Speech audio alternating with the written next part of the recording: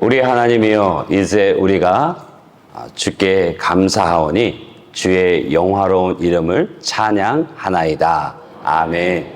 다윗의 감사 기도문입니다. 그의 삶에 늘 기쁘고 즐거운 일만 있었던 것도 아니고 늘 믿음의 승리만 있었던 것도 아닙니다. 우리와 동일하게 삶의 희노애락이 있었고 믿음의 길에서도 넘어지고 뜻하지 않은 고난으로 곤욕을 치르기도 했습니다. 그런데 그 인생은 늘 하나님께 감사했고 주의 그 영화로운 이름으로 찬양하는 인생이었습니다. 바라기는 우리의 모든 삶이, 우리의 마음의 그 중심이 감사 그리고 찬양하는 인생이 되어지시길 주님으로 축복합니다. 이제 아침 저녁으로 제법 쌀쌀합니다. 함께 예배하신 분들 중에도 이제 조금 몸이 안 좋으셔서 이렇게 마스크를 하신 분들도 좀 있는데요. 이 찬바람이 불 때 여러분 좀 마음이 어떻습니까? 그냥 우스갯소리로 좀 센치해진다라는 말도 하고 그냥 바람에 굴러가는 낙엽 보며 괜히 한번 내 인생 돌아보기도 하고 그렇지 않으십니까?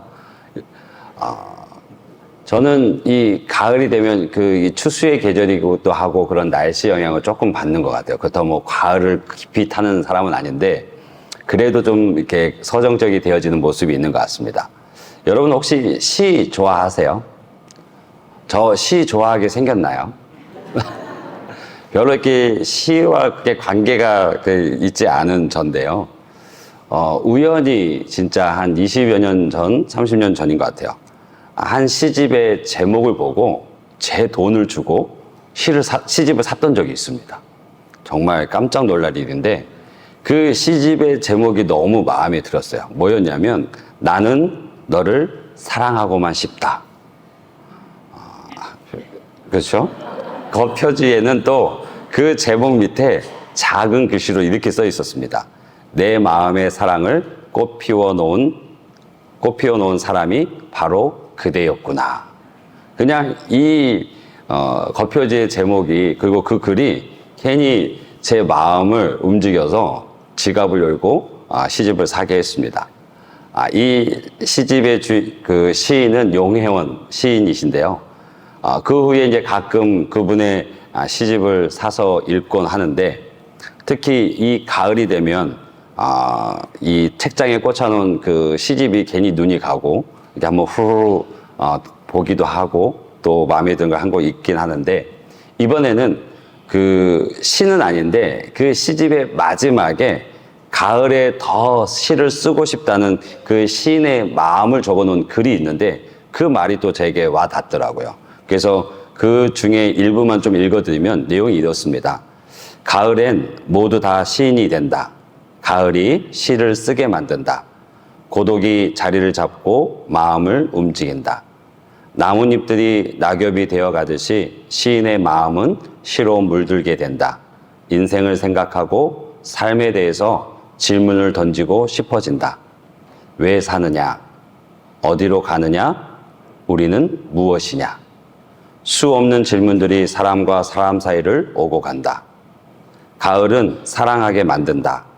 가을의 이야기를 만들고 싶기 때문이다. 보고픈 사람이 있고 사랑하고픈 사람이 있다. 거리의 연인들도 더 가까움을 느끼는 듯 다정해 보인다. 가까운 사람을 더욱 가깝게, 멀리는 사람도 가까이 느끼고 싶어 하게 하는 계절이기에 사람들의 감정은 사랑하는 사람과 또 때로는 혼자서 훌쩍 여행을 떠나 자신의 삶을 들여다보고 싶게 하기도 한다.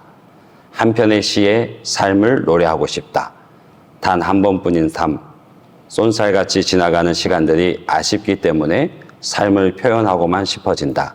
시인은 슬슬 글이 마렵기 시작한다. 가을은 역시 시인 되게 하는 계절인가 보다. 가을이 오기 시작하면 누구나 시인의 마음을 갖게 된다. 여러분, 올 가을에는 우리 모두가 시인이 되어보는 건 어떨까요?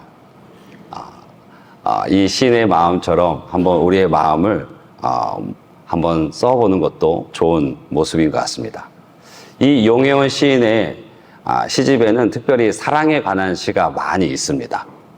그런데 그 사랑의 시를 읽다 보면 단순히 사람과 사람 사이의 사랑을, 그런 애틋한 감정을 노래하기보다는 읽으면 읽을수록 주님의 사랑이 떠오르게 되는 거예요. 그래서 저는 이상하게 생각했습니다. 분명히 이 글은 남녀 간의 사랑이고 누군가를 그리워하는 건데 읽을수록 주님의 사랑과 많이 닮았음을 보게 됐습니다. 그래서 이 시인에 대해서 조금 찾아봤더니 이분이 목사님이시더라고요.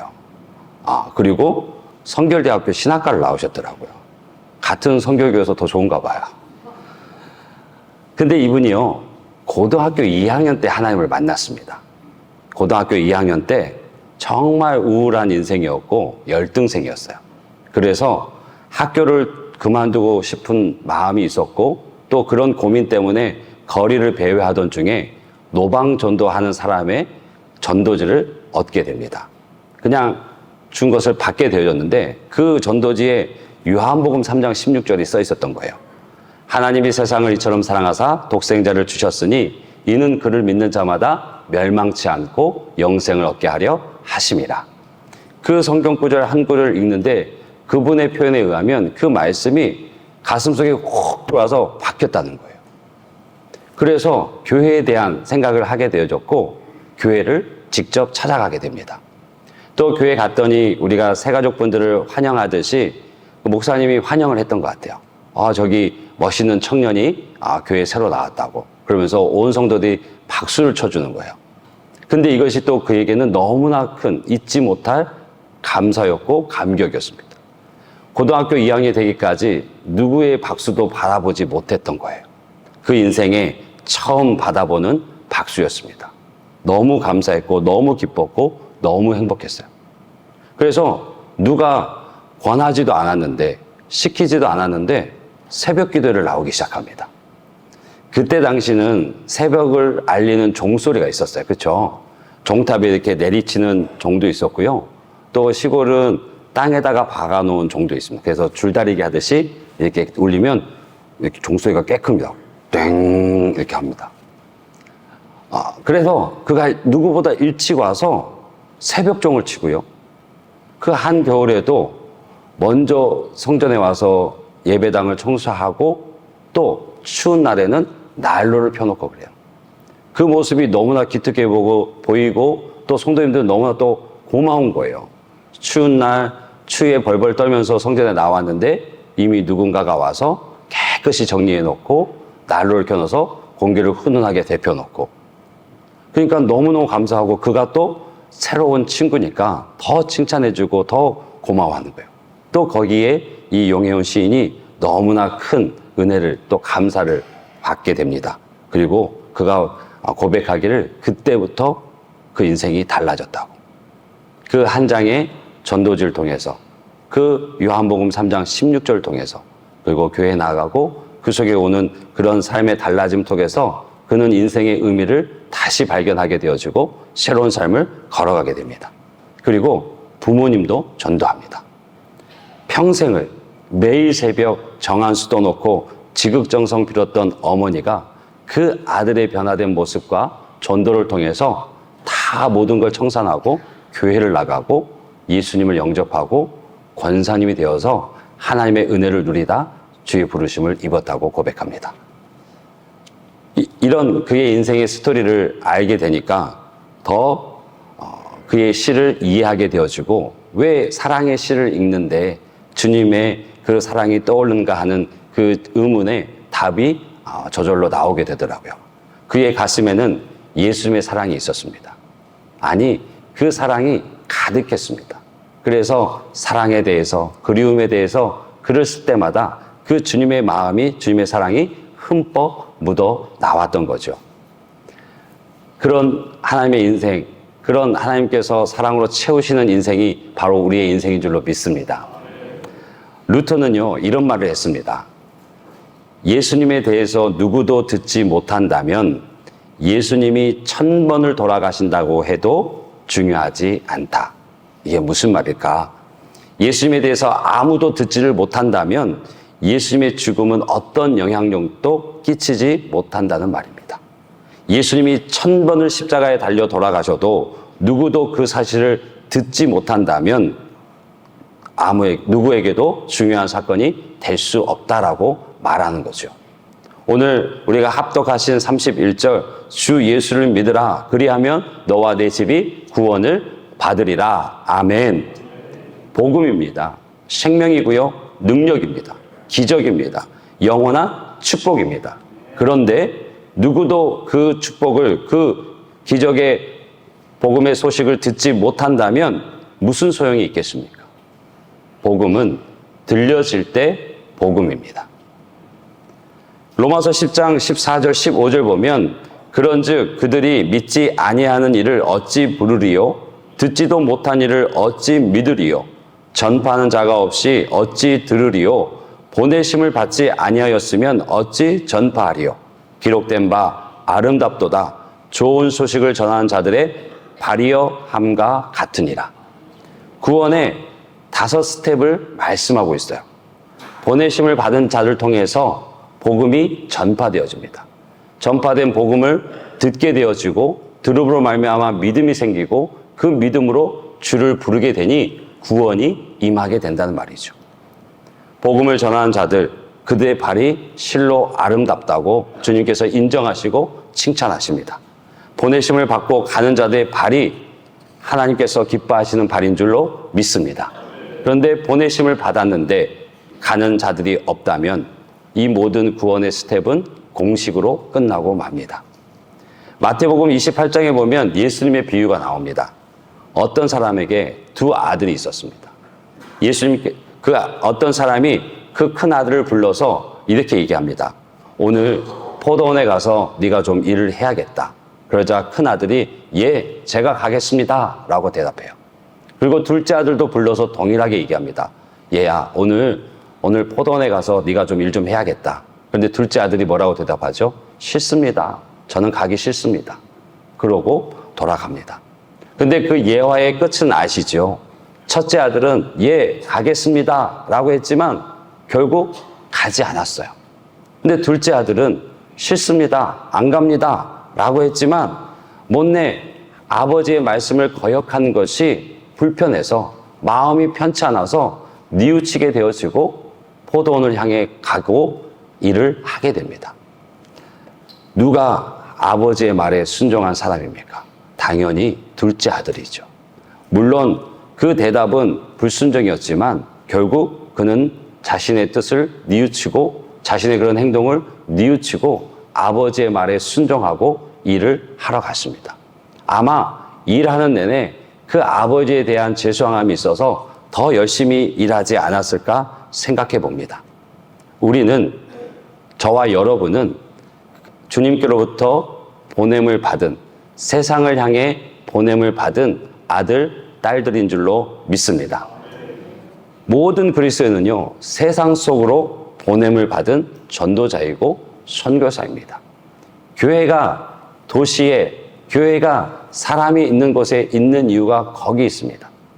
절은 세상과 구별되어 저 산 속으로 들어가는 것이 그들의 믿음이지만 우리는 세상 속으로 보냄받은 사람들이기에 세상 가운데서 하나님의 이름을 높이는, 하나님의 이름을 외치는 사람들입니다.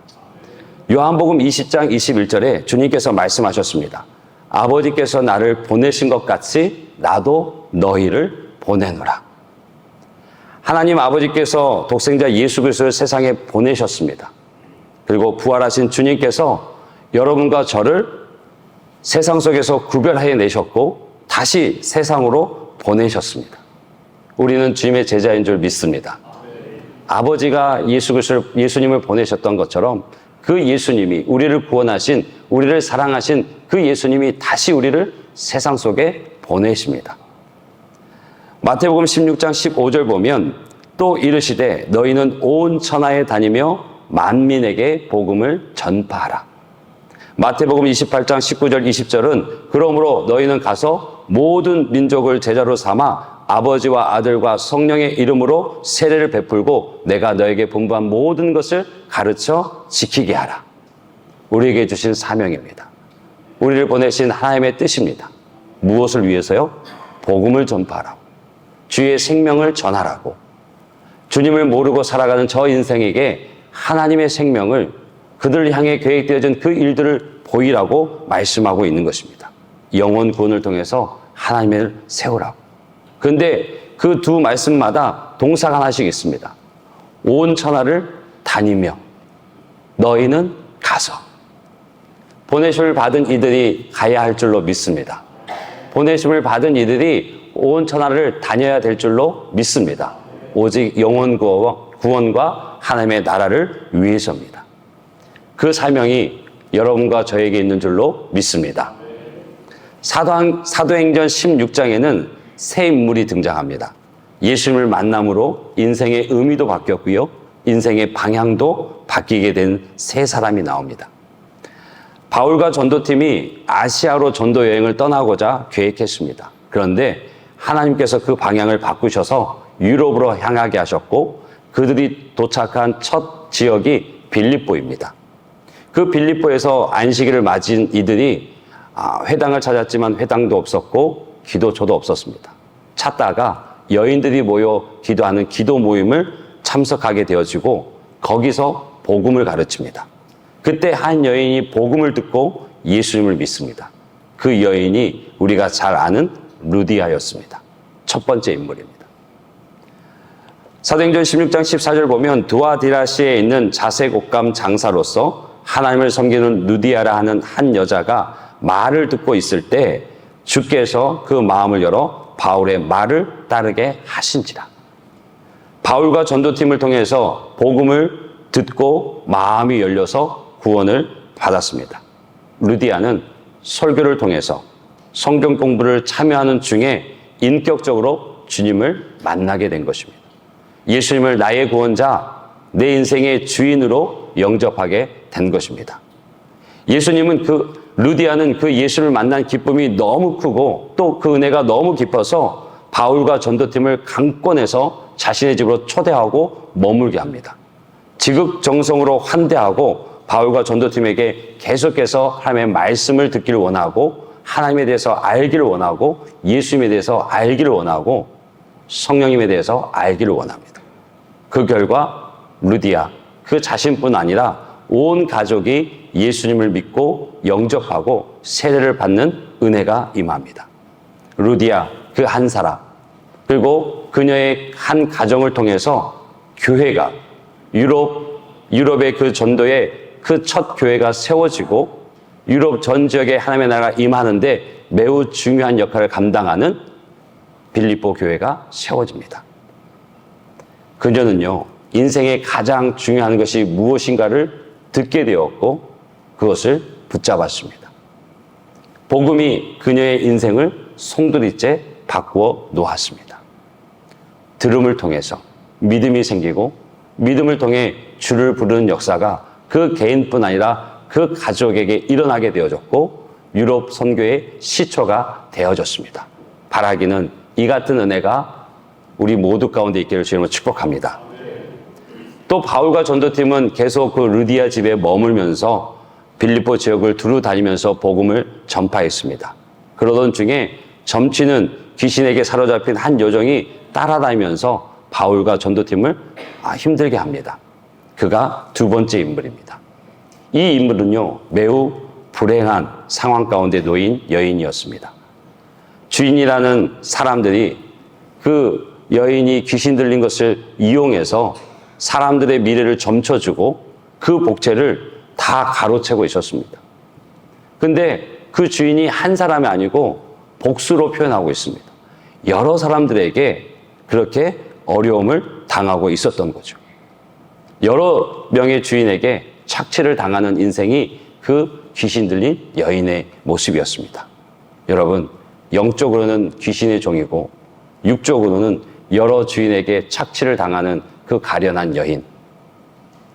그가 이 바울과 전도팀을 통해 예수 그리스도의 이름을 듣고 그 이름의 능력으로 자유함을 얻습니다. 18절에 보면 예수 그리스도의 이름으로 내가 내게 명하노니 그에게서 나오라. 예수의 이름으로 그 안에 있는 귀신을 축출해내는 하나님의 은혜를, 능력을, 자유를 경험하게 됩니다. 할렐루야. 하나님의 이름에 그 능력이 있습니다. 주님의 이름에 생명이 있는 줄 믿습니다. 그녀는 더 이상 귀신의 부림을 당하는 종도 아니었고 진정한 자유를 얻게 되었습니다. 그 여인을 보면서 우리의 모습을 보게 됩니다. 우리가 예수 그리스도의 이름으로 말미암아 죄와 사망의 권세 아래에 놓였다. 지금은 생명과 성령의 법 아래에 있는 줄 믿습니다.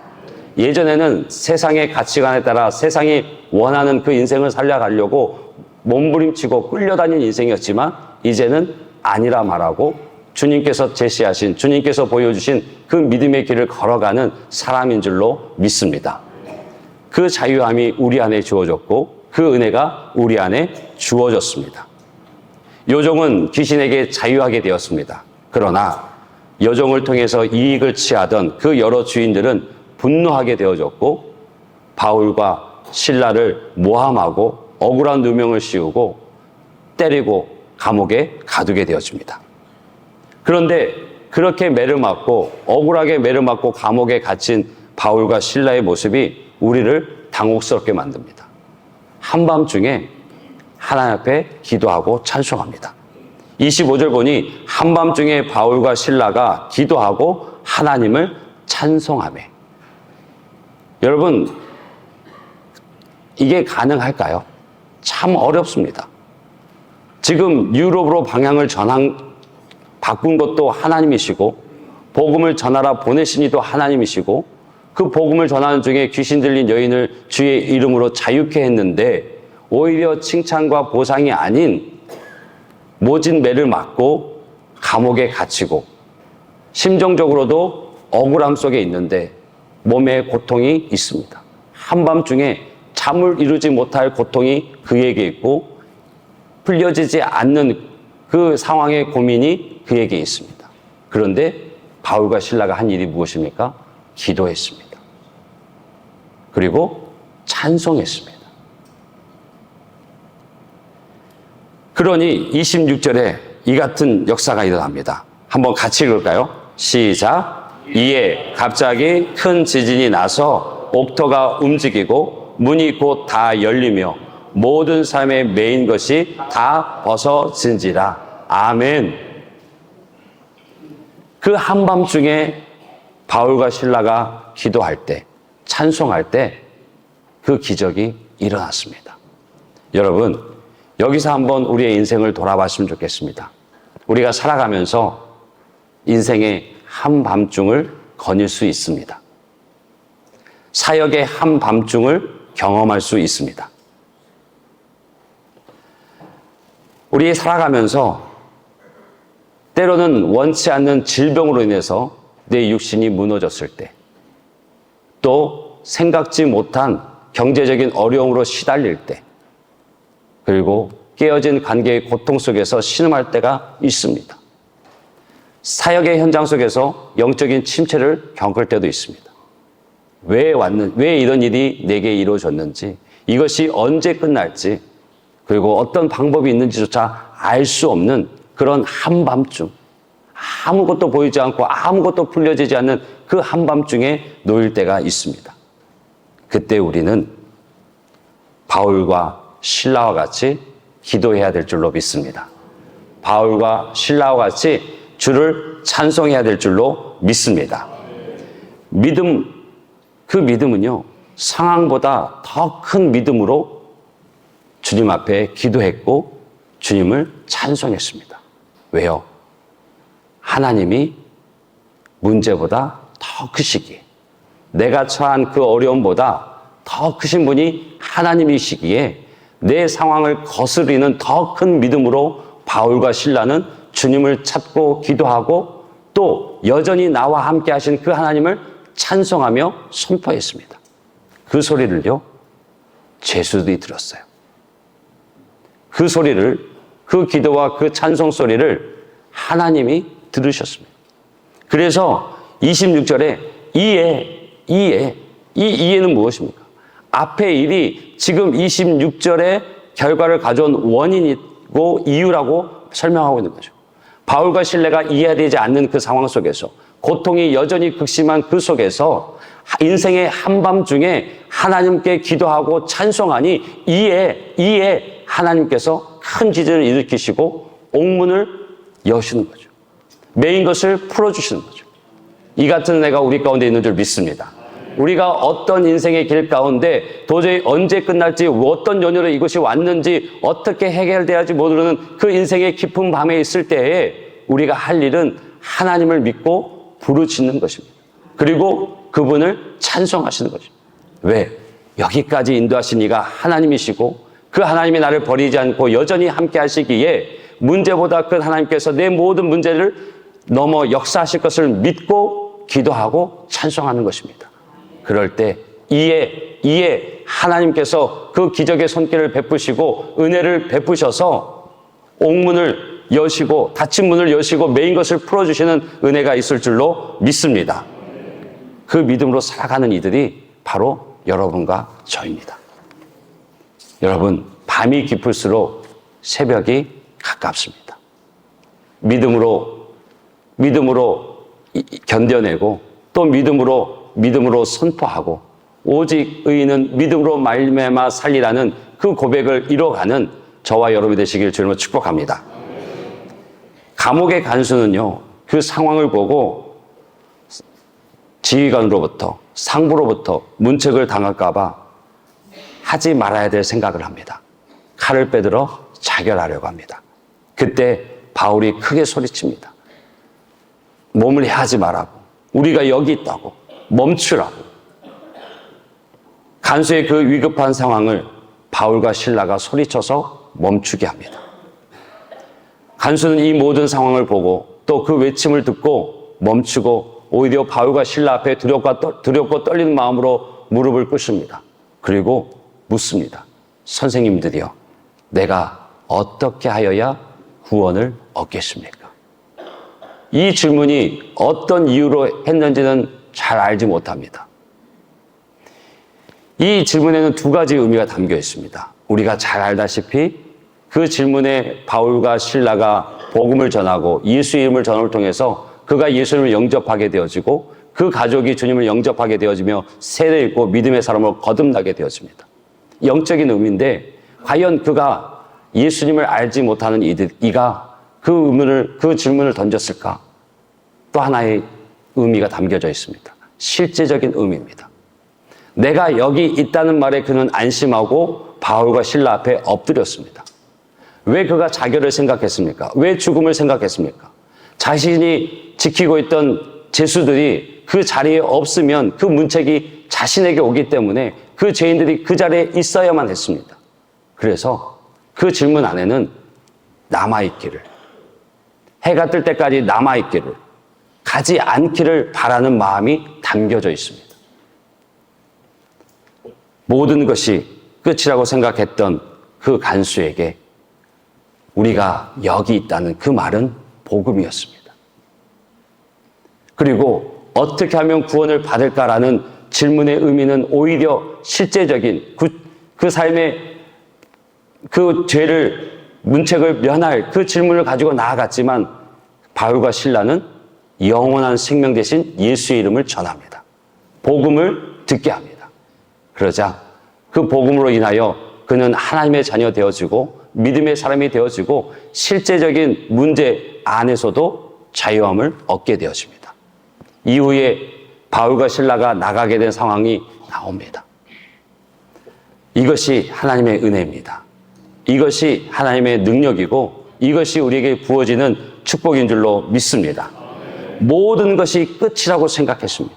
그래서 스스로 목숨을 끊을 것까지도, 아니 생각이 아니라 칼을 빼어드는 그 순간에 우리가 여기 있다고, 우리가 여기 있다고, 그 소리가 그에겐 복음이었고 그는 비록 다른 의중으로 구원이 어떻게 있습니까? 라고 물었지만 그 질문에 주님의 이름이 증거되어지고 그 이름으로 말미암아 영원한 생명을, 새로운 인생을 살아가게 되어집니다. 이것이 복음의 능력이고 이것이 예수의 이름의 능력인 줄로 믿습니다. 루디아와 그 가족, 귀신 들린 여종, 간수와 그 가족들 모두가 복음을 듣고 예수의 이름으로 구원을 얻었습니다. 영원한 생명을 얻고 새로운 삶의 문이 열렸습니다.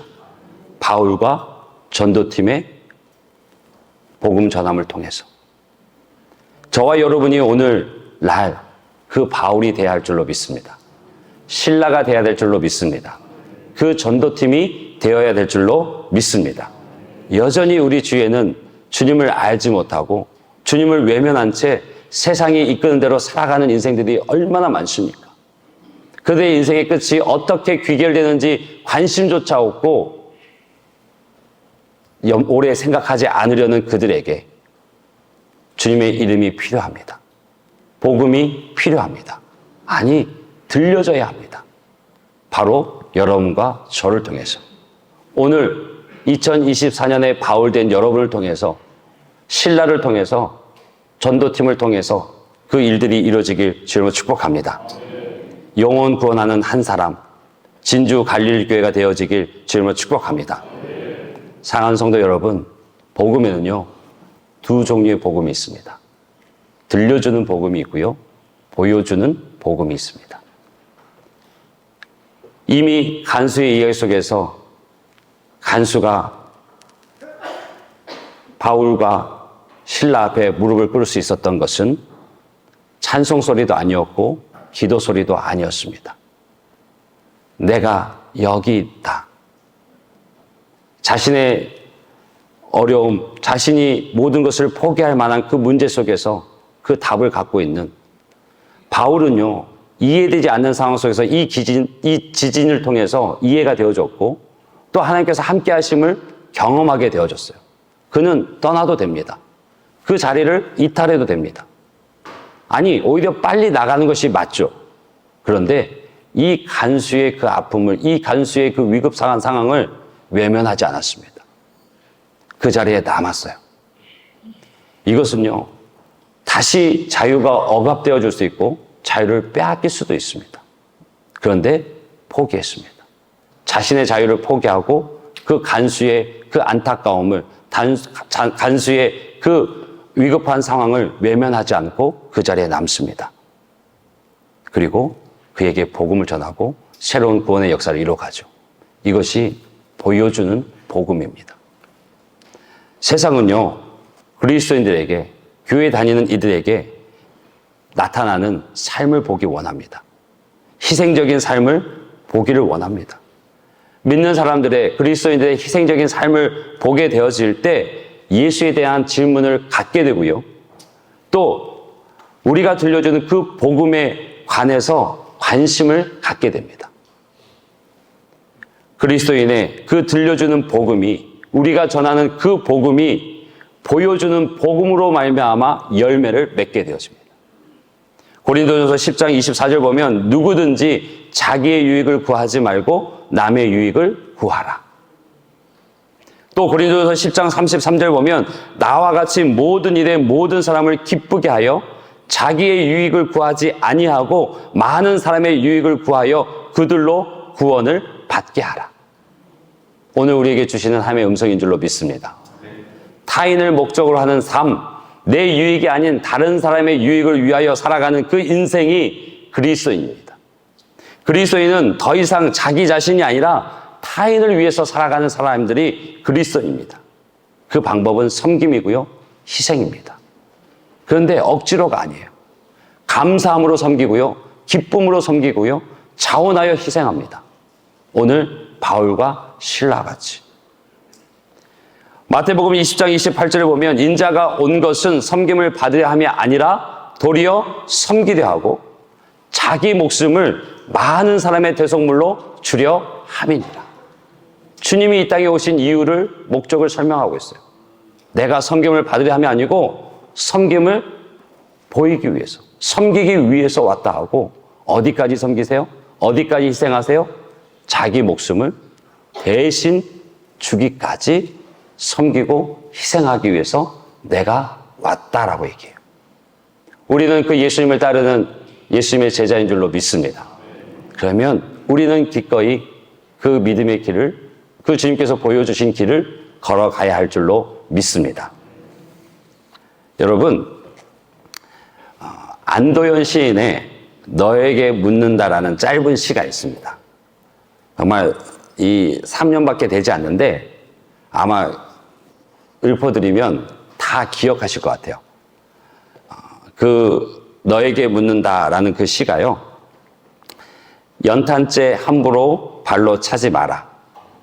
너는 누구에게 한 번이라도 뜨거운 사랑이었느냐. 들어보셨죠? 우리 진주 갈릴교회 모든 성도님들은 이 담임 목사를 위하는 마음이 너무 크세요.